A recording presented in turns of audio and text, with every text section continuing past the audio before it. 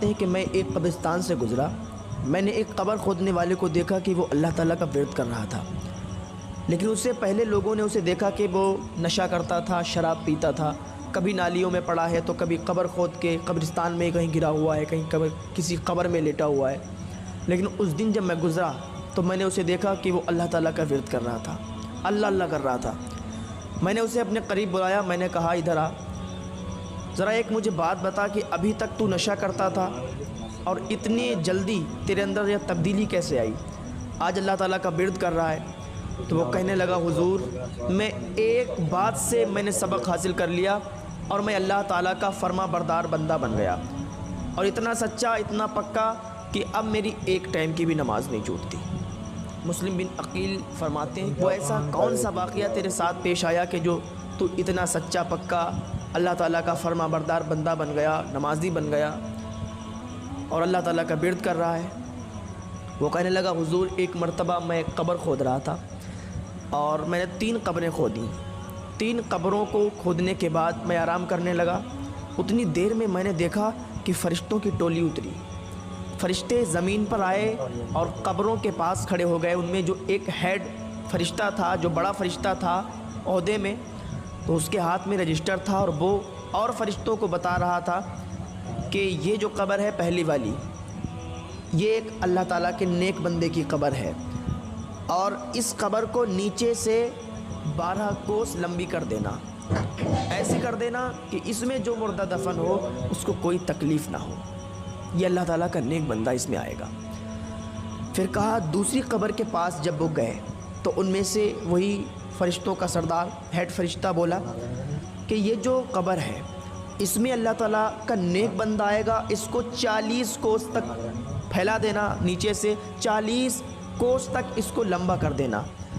اتنا کہنے کے بعد وہ آگے بڑھ گئے، دوسری قبر میں جب گئے، دوسری قبر کے پاس جب گئے تو وہ فرشتہ بولا کہ یہ جو قبر ہے یہ اللہ تعالیٰ کے نافرمان بندے کی قبر ہے اور یہ گناہگار بندے کی قبر ہے، اور اس میں عذاب ہونا ہے، اور اس قبر کو اتنا ملا دو، اتنا ملا دو کہ اس مردے کی ایک پسلی ادھر آ جائے اور ادھر کی پسلی ادھر آ جائے، اس پہ عذاب ہونا ہے اللہ تعالیٰ کا۔ جب میں نے یہ سنا حیران کہ یہ معاملہ کیا ہے، پھر میں تھوڑی دیر بیٹھا رہا، میں نے دیکھا کہ ایک جنازہ آ رہا ہے، اس کے ساتھ صرف 7 لوگ ہیں، 7 لوگ ایک جنازے کو لا رہے ہیں۔ جب 7 لوگ ایک جنازے کو لا کر انہوں نے پہلی قبر میں دفن کر دیا اور دفن کرنے کے بعد جانے لگے تو میں نے ایک کا ہاتھ پکڑ لیا، میں نے کہا بھائی ذرا یہ تو بتاؤ کیا یہ آپ کا رشتہ دار ہے؟ اس نے کہا نہیں یہ میرا رشتہ دار نہیں ہے۔ کہا پھر کوئی جان پہچان کا ہے؟ کہا یہ ہمارے محلے کا بہت غریب انسان تھا، بہت ہی غریب تھا، لوگ اس کو اپنے گھر نہیں بلاتے تھے، اس کو کوئی دعوت میں بھی نہیں لے جاتا تھا، اگر کوئی دعوت ہوتی تھی اس کو کوئی نہیں پوچھتا تھا، اور لیکن جب سب امیر سو جاتے تھے، جب سب امیروں کے محل بند ہو جاتے تھے تو یہ غریب انسان اس کے ٹوٹے ہوئے چھپر سے اللہ اکبر کی اذان کی صدا بلند ہوتی تھی۔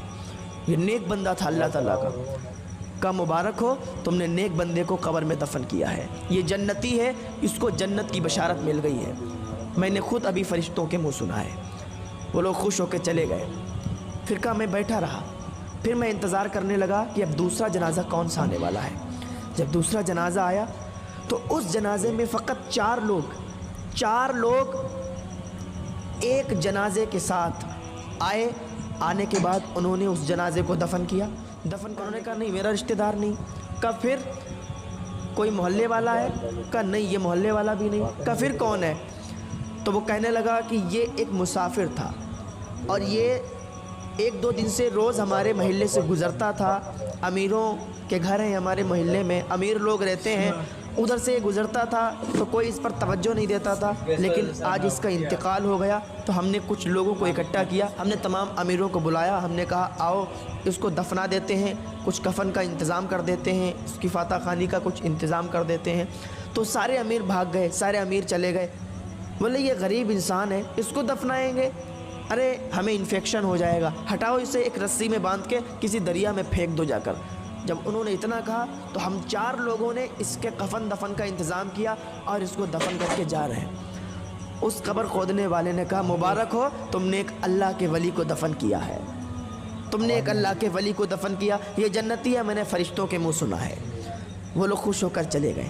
اب جب لاسٹ میں جو جنازہ آنے والا تھا وہ دیکھ رہا تھا وہ کون سا جنازہ ہے، دیکھا کہ بہت ہی دھوم دھام سے لاکھوں آدمی اس جنازے کے ساتھ، پھولوں سے مالا سے پوری چارپائی سجی ہے، لوگ نعرے بلند کرتے آ رہے ہیں۔ جب وہ جنازہ آ گیا تو لوگوں نے پوچھا کہ کوئی قبر خالی ہے؟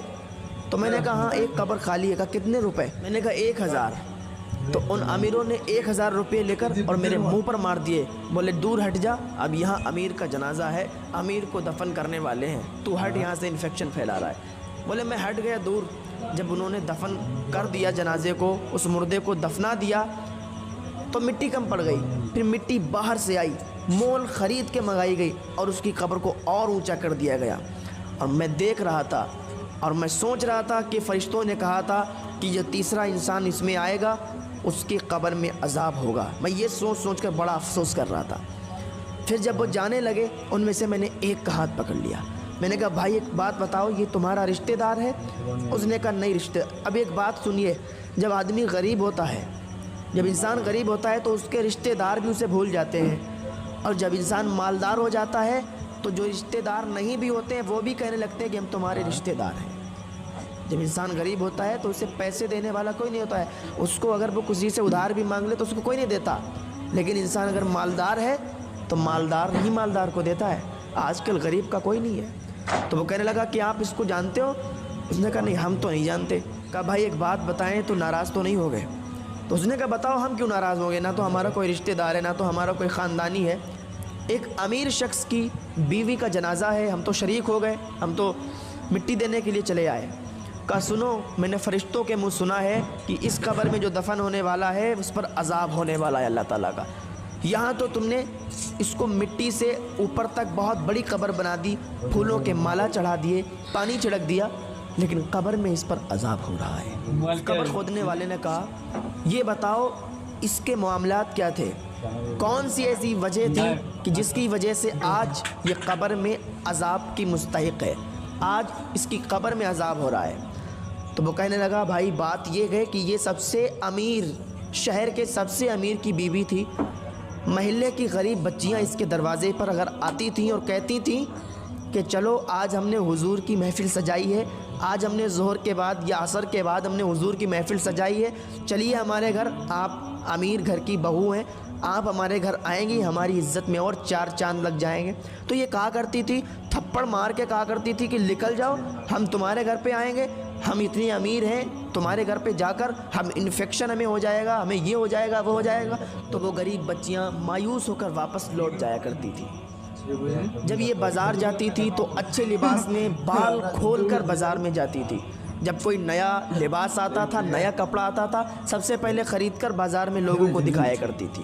کوئی نئی چپل آتی تھی، سب سے پہلے خرید کے غریبوں کے سامنے دکھاتی تھی کہ ہم نے یہ پہنا، ہم نے یہ کیا، ہم اتنے امیر ہیں، اپنی امیری کو لوگوں کے سامنے ظاہر کرتی تھی، لیکن اس کو یہ نہیں معلوم کہ غریبوں پر اس کا کیا اثر پڑتا تھا، اور اس کی یہی حرکت تھی۔ اور ایک بات سن لیں، ایک عورت 4 مردوں کو جہنم میں لے کر جائے گی۔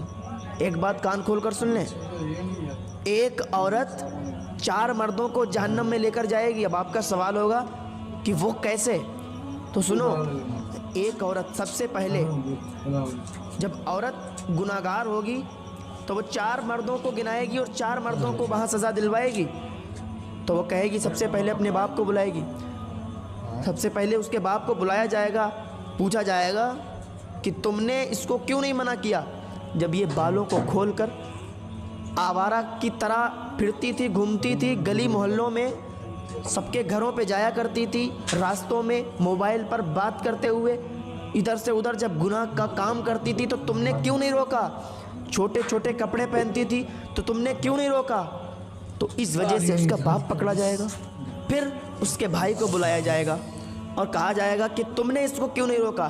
تمہاری بہن بال کھول کر، سر پر دوپٹہ نہیں، بدن پر پورے کپڑے نہیں، اور آوارہ کی طرح روڈوں پر گلی محلوں میں گھومتی تھی، تم نے کیوں نہیں منع کیا؟ اس وجہ سے بھائی بھی پکڑا جائے گا۔ پھر اس کے شوہر کو بلایا جائے گا کہ تمہاری تو بیوی تھی، تمہاری تو شریک حیات تھی، تم نے اسے کیوں نہیں منع کیا؟